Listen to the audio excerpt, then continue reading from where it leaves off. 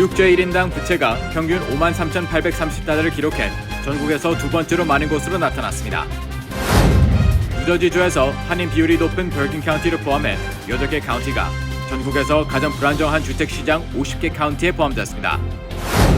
뉴욕시 정부가 3세 유아들의 무상교육 프로그램인 Pre-K for All 프로그램 확대 정책을 재검토한다고 밝혔습니다. 팬데믹 기간 동안 아이젠 사업주의 60%가 인종차별 위협을 경험했다고 밝혔습니다. 역사상 최초로 한인 후보끼리 맞붙는 이번 팰리세이드 파크 시장 선거 후보인 공화당의 스테파니 장 후보가 어젯밤 혼의 밤 행사를 개최했습니다. 뉴욕시에서 넘쳐나는 망명 이민자들을 돕기 위해 긴급 대응센터를 오픈한다고 밝혔습니다. 뉴욕주가 올해 말부터 매화나 상점 영업이 시작될 전망인 가운데 가정에서도 재배를 허용하는 규정이 나와 화제가 되고 있습니다.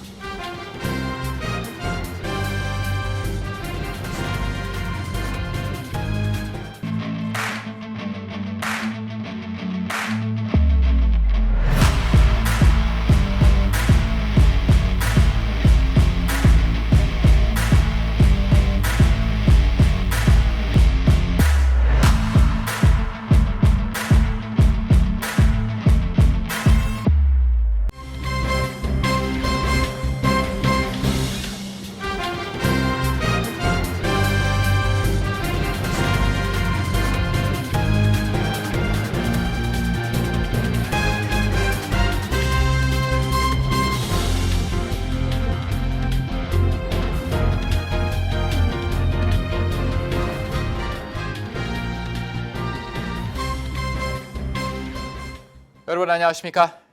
KBTV 뉴스9 이창원입니다. 뉴욕 주민들의 1인당 부채가 평균 53,830달러를 기록해 전국에서 두 번째로 많은 것으로 나타났습니다. 이는 2003년에 4배가 넘는 것입니다. 첫 번째 소식 전자희 기자가 전합니다. 톰 디나폴리 뉴욕주 감사원장이 뉴욕 연방준비은행 데이터를 바탕으로 발표한 보고서에 따르면 현재 뉴욕 주민 1인당 부채는 평균 53,830달러로 캘리포니아 78,500불에 이어 전국에서 두 번째로 많은 것으로 나타났습니다. 뉴욕주 가계부채의 총계는 8,694억 달러를 기록했는데 이는 전체의 5.6%를 차지하는 것입니다. 부채 총액으로는 캘리포니아, 텍사스, 플로리다에 이은 네 번째를 기록했습니다. 올해 6월까지의 부채 증가율은 뉴욕주 2%, 전국적으로 4%로 나타나 가계부채의 증가세가 이어지고 있습니다. 전국 평균은 55,810달러이며 전국의 가계부채는 총 15조 6천억 달러로 집계됐습니다. 한편 이 같은 가계부채의 대부분은 모게지 부채가 차지하고 있었습니다. 뉴욕에서는 몰게지가 전체 부채의 69.2%, 전국적으로는 70.2%를 차지했습니다. 그 다음은 학자금 대출, 자동차 대출, 신용카드 사용 등의 순이었습니다.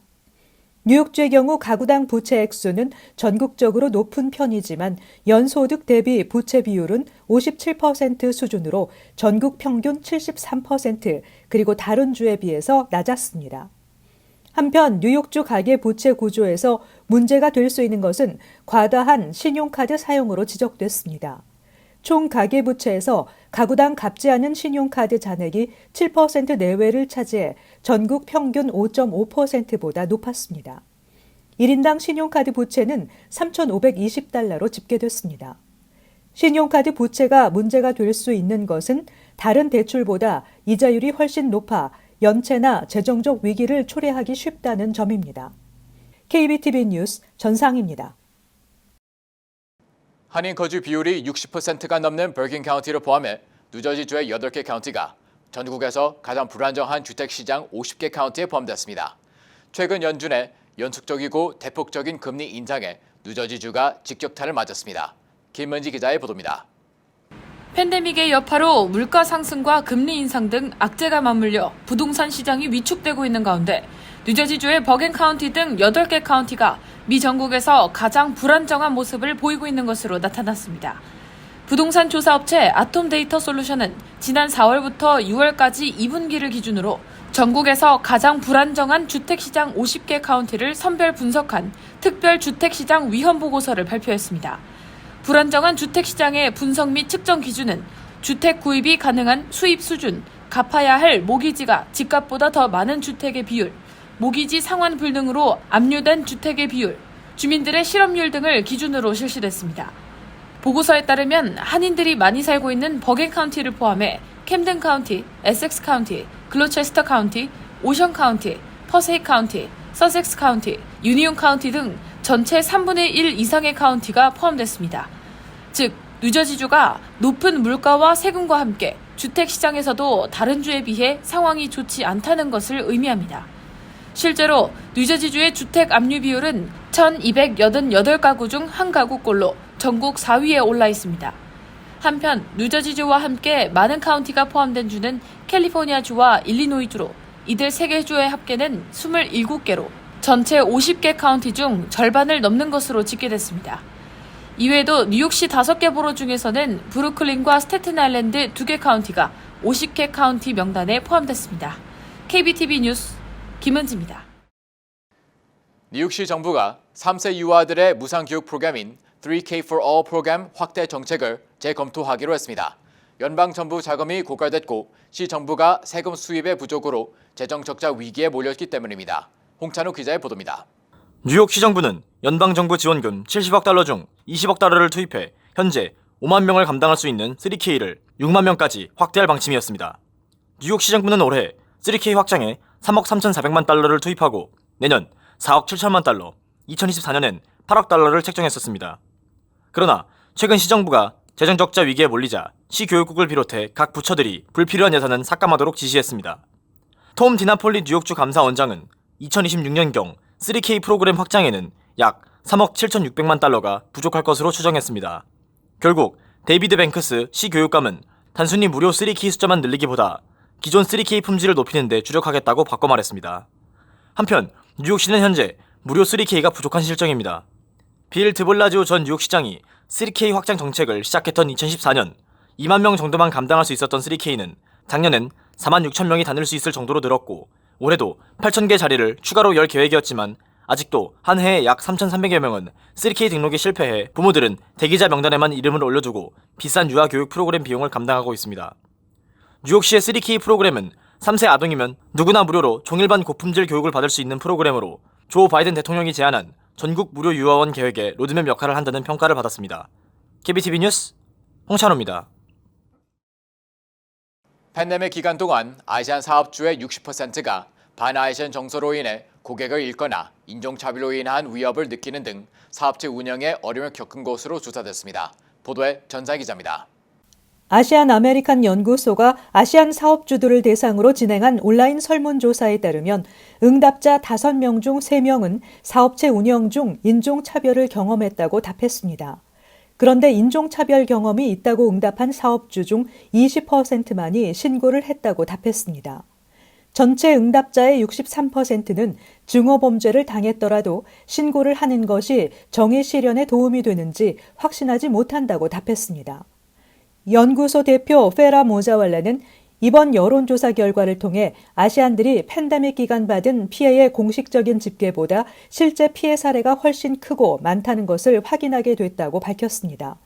그러면서 아시안들이 신고를 꺼리는 이유 중 하나가 언어 장벽 때문이라며 혐오 범죄 신고 시 만다리너와 한국어, 힌디어 등이 꼭 지원돼야 한다고 강조했습니다. 또 아시안 사업주들 3명 중 2명이 증오범죄를 신고할 경우 보복을 당하거나 더 큰 피해를 입게 될 우려 때문인 것으로 조사됐습니다. 응답자들은 자신을 보호하는 법 체계를 신뢰하지 않는다고 답했습니다.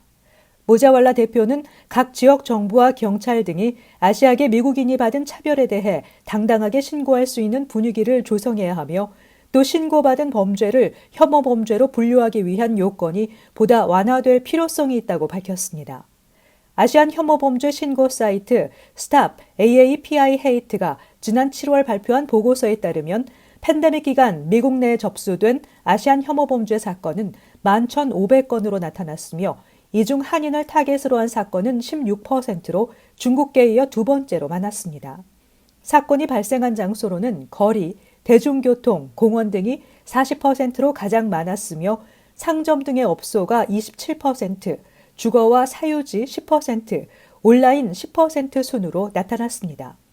KBTV 뉴스 전상입니다. 역사상 최초로 한인 후보끼리 맞대결을 펼치는 뉴저지주 팰리세이스 파크 시장 선거 열기가 고조되고 있습니다. 어제 개최된 공화당의 스테프니 장 후보의 후원의 밤 행사에 박진호 기자가 다녀왔습니다.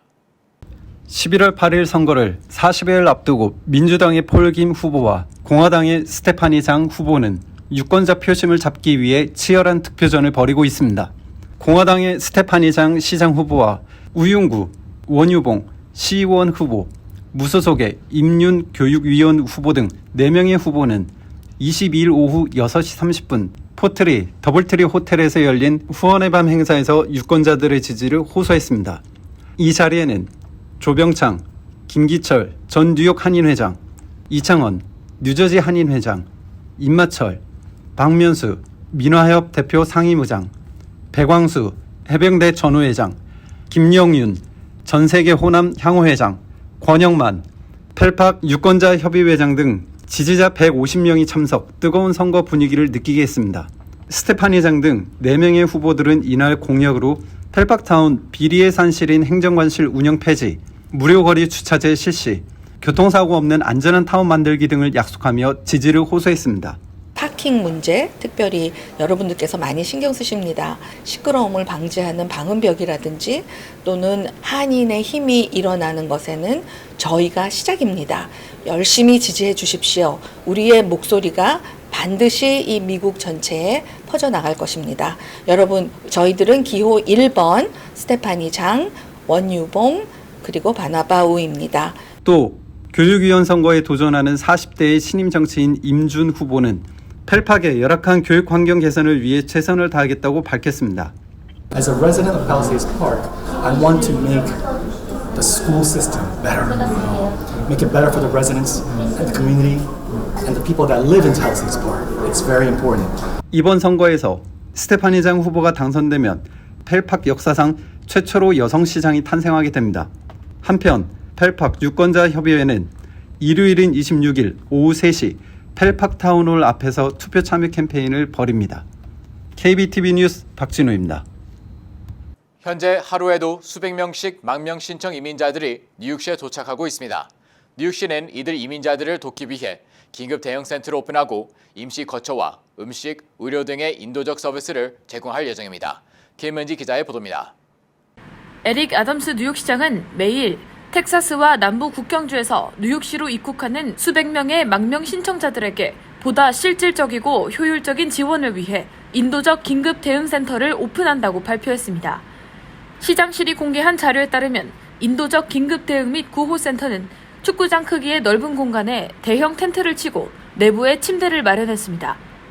새로 뉴욕에 도착한 망명 신청자들은 이 시설에서 약 24시간에서 96시간 동안 머물지만 상황에 따라서는 더 오래 머물 수도 있습니다. 시 당국은 몇 주 안에 긴급 대응센터 2곳을 더 열 계획으로 브롱스 오차드 비치에 성인용 한 곳을 설치하고 두 번째 장소는 어린이를 포함한 가족들을 위한 장소가 될 예정입니다. 뉴욕으로 보내지는 망명 신청자 수가 계속 증가함에 따라 마련된 인도주의적 응급구호센터는 이민자들이 우선적으로 필요로 하는 지원을 제공할 계획입니다. 임시 피난처와 음식, 의료를 지원하고 뉴욕 안팎의 가족이나 친구 등과 연결해주는 다양한 정착 옵션을 제공할 계획입니다. 뉴욕시는 불법 이민자의 유입으로 이미 23개의 긴급 쉘터를 설치했으며 현재 9,500명의 이주민들이 쉘터에 머물고 있는 가운데 지속적으로 이민자 수가 늘어나면서 쉘터 수용이 한계에 도달했습니다. 지난 19일에도 망명 신청자를 태운 버스 9대가 추가로 도착하면서 여름 이후 뉴욕에 도착한 불법 이민자들은 13,000명을 넘어섰습니다. 애덤스 시장은 망명 신청자들의 주택과 일자리를 찾는 것을 돕기 위해 주와 연방 차원의 지원이 필요하다고 호소하고 있습니다. KBTV 뉴스 김은지입니다. 뉴욕주에서는 올해 말부터 마리화나 상점의 영업이 시작될 전망인 가운데 가정에서도 마리화나 재배를 허용하는 규정이 마련됐습니다. 자세한 내용 김은지 기자가 전합니다. 뉴욕주에서 통과된 마리화나 합법화에 따라 마리화나 상점들은 올해 말부터 영업을 시작할 것으로 알려졌습니다. 기호용을 찾는 일반인의 경우 허가된 상점에서 기호용 마리화나를 구입해야 합니다. 다만 뉴욕 마리화나 관리위원회는 의료 목적으로 마리화나를 필요로 하는 사람들을 위해 제한적으로 가정에서 마리화나를 재배할 수 있도록 하는 규정을 승인했습니다. 가정 재배의 경우 현재 시장 가격에 비해 훨씬 더 저렴하게 마리화나를 확보할 수 있습니다. 규정에 따르면 오는 10월 5일부터 의료용으로 마리화나를 필요로 하는 환자는 최대 3그루의 성숙한 마리화나 식물과 역시 3그루의 미성숙한 마리화나 식물을 키울 수 있습니다. 위원회는 환자뿐 아니라 의료용 마리화나를 필요로 하는 환자를 대행하는 지정 간병인에게도 재배를 허용하기로 했습니다. 간병인이 복수의 환자에게 제공할 경우 성숙한 마리화나와 미성숙한 마리화나 식물을 각각 6그루까지 키울 수 있습니다. 단, 마리화나 재배가 허용되는 환자는 의료 제공자의 인증이 있는 경우에만 가능합니다. 의료진의 인증 후 뉴욕주 마리화나 관리국에 온라인으로 등록하면 레지스트리 ID 카드를 발급받을 수 있습니다. KBTV 뉴스 김은지입니다.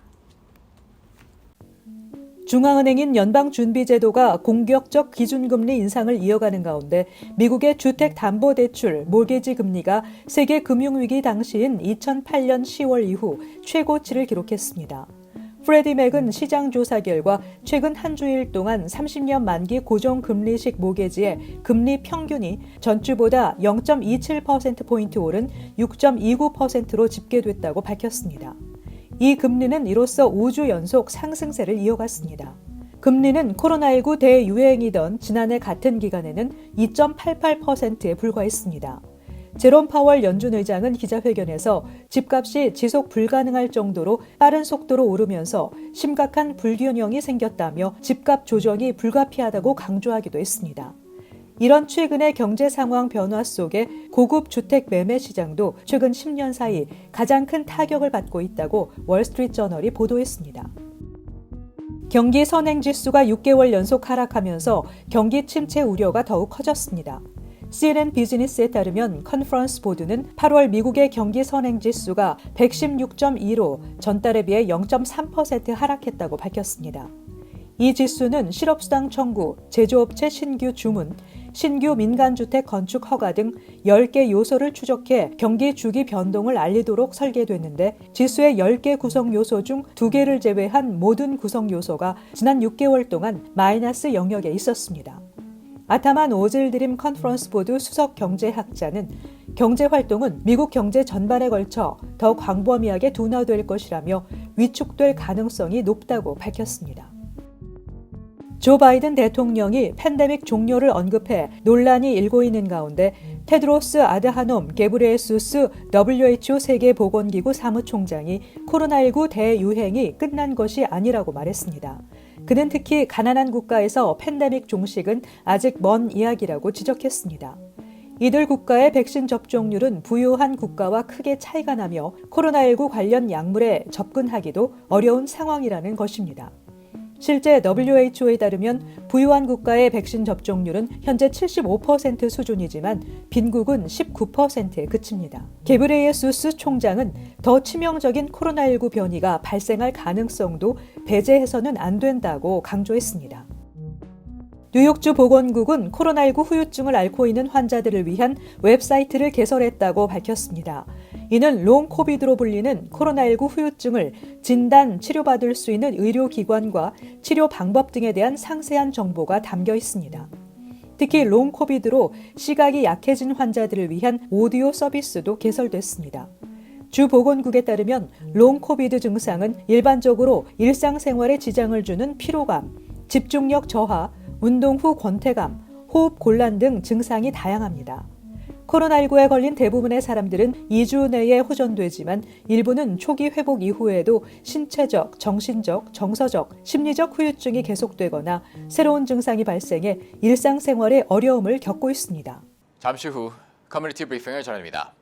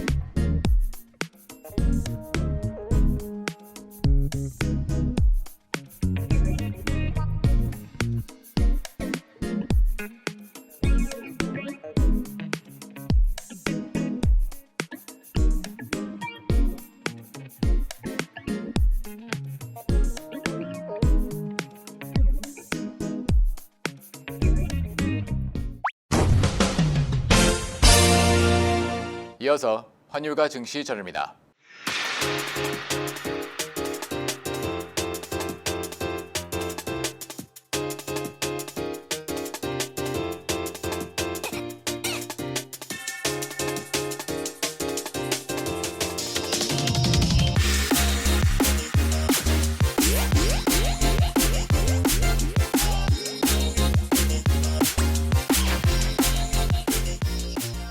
잠시 후 뉴욕과 뉴저지 날씨 전합니다.